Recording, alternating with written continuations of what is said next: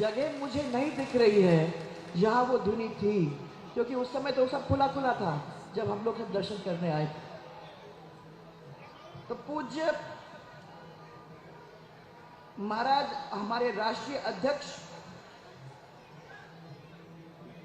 महाराज जी, आप बैठे हुए हैं, आपके चरणों में सबसे पहले मैं प्रणाम करना चाहूंगी, आपसे आशीर्वाद भी लेना चाहूंगी। और पूज्य अवधेश चैतन्य ब्रह्मचारी जी महाराज, आपके चरणों में मेरा प्रणाम है महाराज, और आपका आशीर्वाद। मेरे सामने बैठे हुए इतने सारे संत महात्मा जो यहाँ बैठे हुए हैं, उनके सबके चरणों में मेरा प्रणाम। भारतीय जनता पार्टी के हमारे अध्यक्ष जोशी जी हम लोगों के बीच में बैठे हैं, उनको मेरा प्रणाम। और पूर्व मंत्री श्रीचंद जी तो मेरे सहभागी सहपाठी और इतने सालों से साथ काम करने वाले यहाँ भी बैठे हुए हैं, उनको भी मेरा प्रणाम। विधायक अर्जुन जी जीनगर, गोपाल जी खंडेलवाल, ललित जी ओसतवाल, सुरेंद्र सिंह जी, और हमारे जिला प्रमुख जी थे तो 1-2 मिनट पहले, प्रमुख जी, प्रधान जी हेमेंद्र जी राणावत,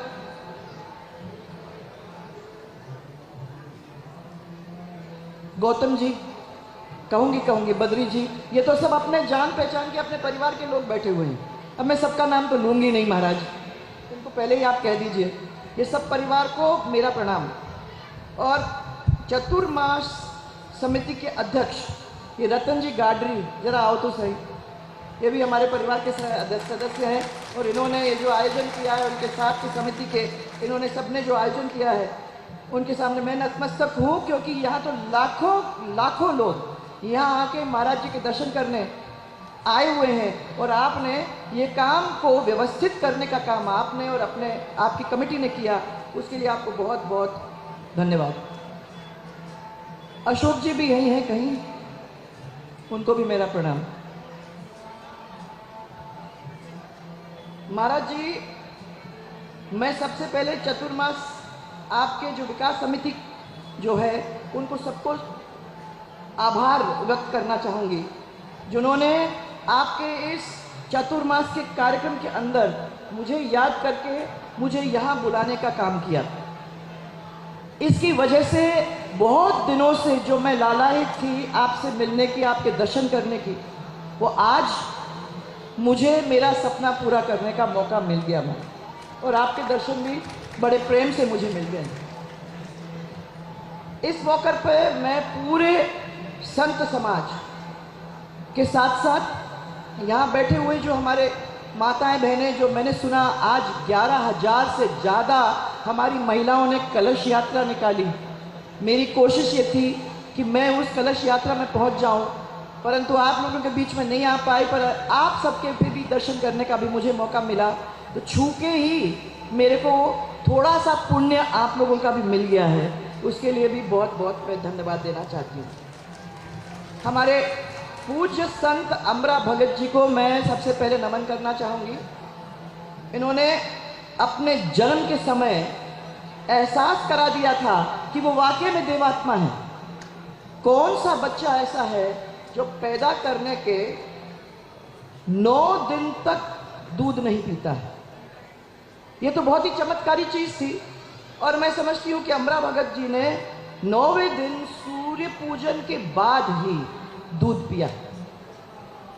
इतना लंबा काम, और वो तो देवात्मा नहीं होता तो वहाँ तक तो मैं समझती हूँ बच भी नहीं सकते थे। महामारी आई थी, तो उस महामारी के अंदर उनने अंगड़ बाबू जी की धुनी पर जब उन्होंने तपस्या की तो लोगों की जान बच गई। वो भी अपने आप में एक बहुत बड़ी बात थी। इसी तरीके से 4 धाम की यात्रा पर गए थे। बताया जाता है कि एक बहुत बड़ा रक्षाबंधन का त्यौहार हुआ।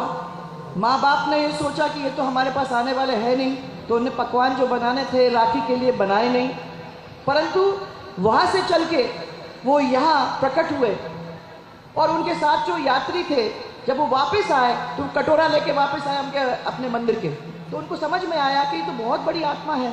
वो अपने घर भी गई वहाँ भी दर्शन दिए और वापस आके उस यात्रा को पूर्ण करने का काम किया। वो छोटा मोटा काम नहीं था, एक बहुत बड़ा काम था। इसलिए आज उनके सामने हम आप सब नतमस्तक हैं। महाराज, हमें बताया जाता है छुटपन से कि जब अंधकार होता है तो उसके कुछ ही देर बाद सूरज निकलता है, प्रकाश आता है। और मैं आप सबको कहना चाहती हूँ कि बगैर कर्म के और अच्छे कर्म के किए ईश्वर भी साथ तो कैसे देगा, परंतु अगर विश्वास करोगे और विश्वास करके उस ईश्वर के ऊपर विश्वास करके अगर आंख बंद करके उसके साथ चलोगे, उसकी साया में चलोगे, तो मुझे तो विश्वास है कि वो कभी भी आपको छोड़ेगा नहीं, साथ देगा और जो आपकी मुसीबतें हैं उनको हटाने का काम भी करेगा। ये इतनी बड़ी बात है। और मैंने अपनी सरकार महाराज तब ऐसी चलाई, मैं हमेशा ये कहती थी और ये इतिहास में भी लिखा गया है कि जो भी राज होता था और राज करते थे वो अपने गुरु की कृपा से और भगवान के आशीर्वाद से उस काम को पूरा करते थे। मैं इसलिए समझती हूँ कि हम लोगों ने अपने मंदिर के अंदर जाकर हमारे संत महात्माओं के आशीर्वाद लेकर वो 5 साल और उसके पहले के 5 साल निकालने का काम किया। जब बरसात और चौमासे का समय आता था तो हर सोमवार के दिन, और आप लोगों को भी मालूम है, हर सोमवार उस चौमासे के अंदर हम लोगों ने, श्रावण के सोमवार के अंदर हम लोगों ने रुद्राभिषेक अलग अलग शिव जी के मंदिरों में कराया ताकि लोग स्वस्थ रहें, खुश रहें और क्षेत्र भी